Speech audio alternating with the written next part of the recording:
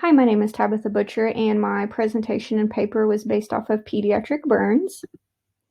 So there are multiple different stages of burns. We're used to hearing first, second, and third degree burns, but that has actually changed in recent years, and it's depicted off of the treatment level needed for the burns and the pathophysiology.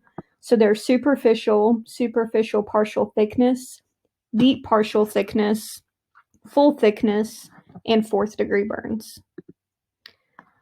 The superficial and superficial deep partial thickness burns are depicted here. The top photo, we have superficial, which includes the epidermis of the skin. It presents with redness and swelling. Typically, a lot of these you'll see with like minor thermal burns and scalding. And superficial and deep partial thickness burns affect the entire layer of the epidermis and some of the dermis. The superficial partial thickness presents with blistering pain, redness to the affected area. And then the deep partial thickness, which is shown here in the bottom right-hand corner photo, is more because it's deep, it shows like a whiteness on top, which you can see here. This whole wound is mostly white and some swelling underneath, and it's non-blanchable. So you don't see a whole lot of redness on top like the other ones. And there's a lot of pain associated with those. Full thickness and fourth degree burns are a lot more severe. They're the top two stages. The full thickness involves the epidermis and the dermis entirely. This causes the skin to have a leather look to it, which is the bottom right photo here. It looks very leathery, and it holds in a lot of the secretions. So this always requires surgical intervention to open that up and clean it out. Usually some skin grafting is going to go on here. Fourth degree burns are the deepest. It includes the fascia, muscle, and bone, which is shown here on the left-hand side. You can see the bones of the fingers here, and these are always going to require surgical intervention. Usually you're going to have to be transferred to a specialty hospital for treatment. Pathophysiology depends usually on what type of burn and also the age of the patient. So under age 5, scalding is the most common cause of burns, and older than 5 years of age is related to a fire injury usually. Burns can cause multi-system organ failure, which means that it's not just the skin that is affected in a burn. Unfortunately, it can cause issues with almost every other organ system. So for cardiovascular, you're typically going to see capillary leak, a hypermetabolic state, and interstitial edema. Respiratory, you're going to see airway edema, inhalation injury, and acute respiratory distress syndrome. This is mostly related if a patient is experiencing like being in a fire, like they're in a house fire, something like that, and breathing in the smoke. Gastrointestinal, you're going to see decreased gastric emptying, and then you're going to have to monitor for sepsis with this too. Renal, there's going to be altered drug clearance and acute kidney injury. So a lot of the labs that are going to be performed are going to be related to the renal system. So treatment for the multi-system organs is because, again, we're not just treating burns a lot of the time. There's all these other things that can be going wrong in the system because of the burn. So we're looking at everything from cardio, respiratory, renal, hepatic, neuromuscular, immune. So some of the treatments they have on here is like for cardio, we're looking at aggressive fluid resuscitation, nutritional support, hemodynamic monitoring. With respiratory, we may consider early intubation if they have inhaled a lot of smoke, monitoring their oxygen saturation. With renal, we want to be looking at dosing medications according to the renal function. And then the immune system, we want to closely monitor for infection with these patients. So this is actually a handout I was given by Professor Lilly. And it's so it's good because if you're going to be working in an ER or a nurse anywhere, honestly, but if you get a patient in that is a burn patient, these are the first steps that you want to do. So we want to perform an initial assessment. We're going to remove burned clothing, jewelry, anything that might be on them. Look to see if there are cervical spine precautions, because if they were part of a blast injury, some sort of trauma like that, we want to put the cervical spine precautions in place, and then keep the patient warm and dry. We want to mostly use blankets for that. We don't want to use like an electrical heat source, because that can cause further injury to the burns. Next, obviously, we're going to assess the airway. We're going to provide them with oxygen by non-rebreather mask, and then if they need intubated, anything like that, then that will happen. And then we're going to estimate the total body surface area that is affected, because depending on how much of the body is burned, that is the treatment that we're going to use. So it's kind of one of those critical pathways. It's like, okay, this is what's happening. This is the next step. Then we're going to establish IV access, usually 2 large bore IVs, to start lactated ringers infusion. And we're not doing a bolus because we don't want to overload them. And we want to insert a Foley catheter to monitor urine output. We want to control pain, usually with a burn injury that's going to start with morphine. If it has to go up higher, they'll do IV fentanyl.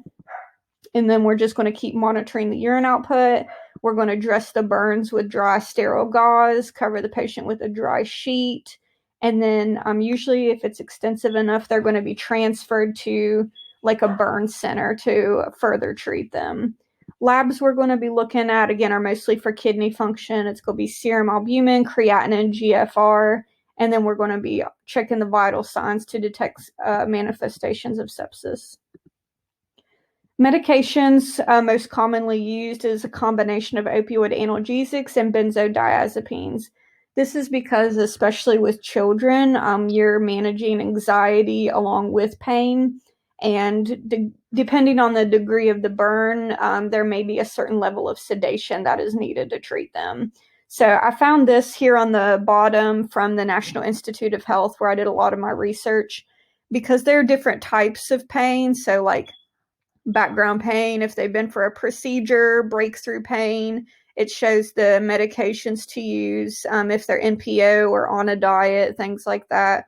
It's mostly what you're going to see is morphine, fentanyl, and lorazepam.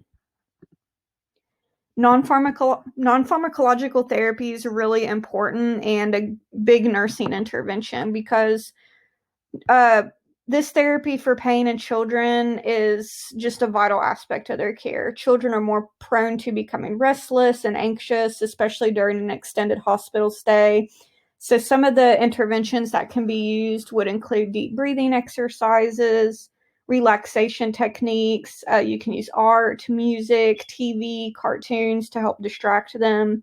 They also have in a lot of hospitals like virtual reality they can use now, these little helmets they put on and almost feel like they're outside or in a video game, and that helps a lot. Some other nursing interventions include wound care, applying topical agents, cleansing the site. We want to make sure it's very clean, and then looking to see if it's improving, getting worse, signs of infection, administration of prescribed medications, non-pharmacological pain management, education, and again, monitoring for infection. I'm going to keep saying that because it's really important with burn injuries. They're very immunocompromised, so we want to make sure that they do not get septic.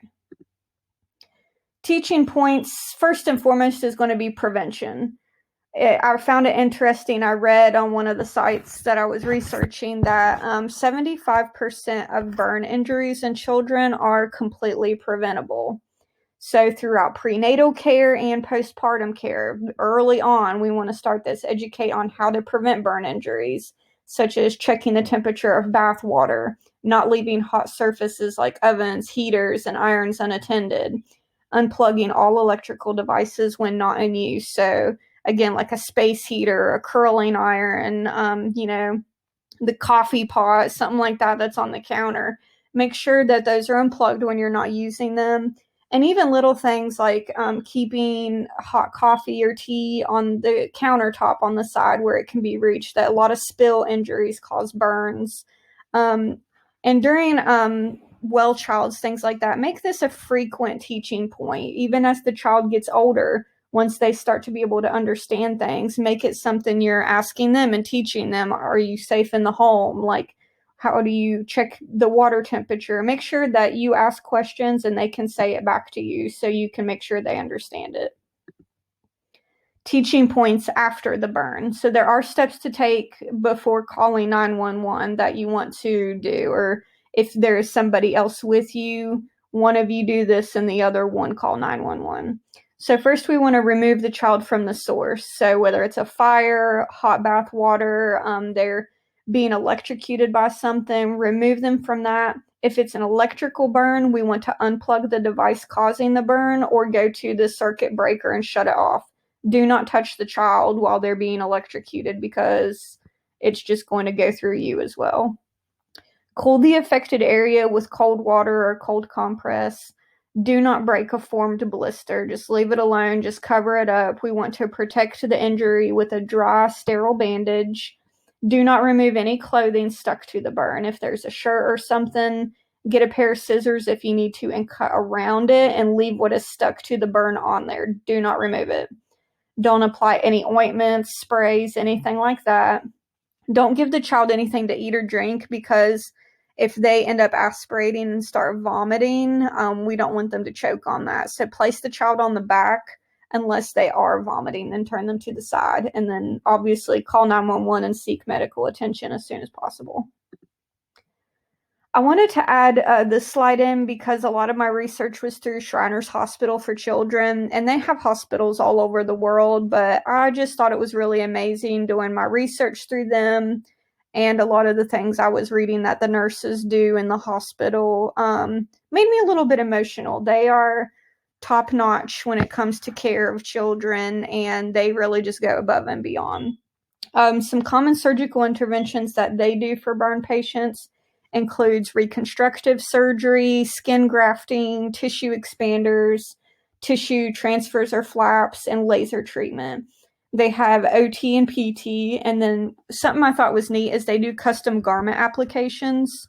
So this photo over to the bottom right is a child in a custom-made compression stocking type garment, and it's because evidence-based practice has showed that using a form of compression helps to diminish the look of scars and treat them. So they do this for a lot of children, and then they completely customize them. And then some of these photos here I just thought was really nice because treatment for burns goes beyond just medications and surgery. So the upper right-hand corner here, they actually have like makeup artists and hairstylists that come to the hospital and teach children how to cover up their burns if they choose to, if they have like severe scarring on their face, how to do their hair. On the bottom left here, they have, clowns and stuff that come to the hospital to help children, laugh and just make the best of their day. And they have like the top upper left, they have a bunch of playrooms and just a lot of activities for children to do. And I thought that was really wonderful to see them go above and beyond in the care of children. And they kind of think outside of the hospital, like, well, when they leave here, what are they going to need? They're going to want to know, what clothing to wear and how to do their makeup. And I thought that was really wonderful. The nurses there are excellent. And these are my references. So I really enjoyed researching this topic. It was really difficult because it's obviously traumatic to see what children go through with severe burns. A lot of it is sometimes based off of neglect, and they end up in foster care, and it can just be a really difficult situation for them to be in. So nursing care is a top priority. It's important for us to learn this because these children, it's a lot difficult situation than most, and we just need to know how to take care of them beyond the medicine. So thank you for your time. That is my presentation.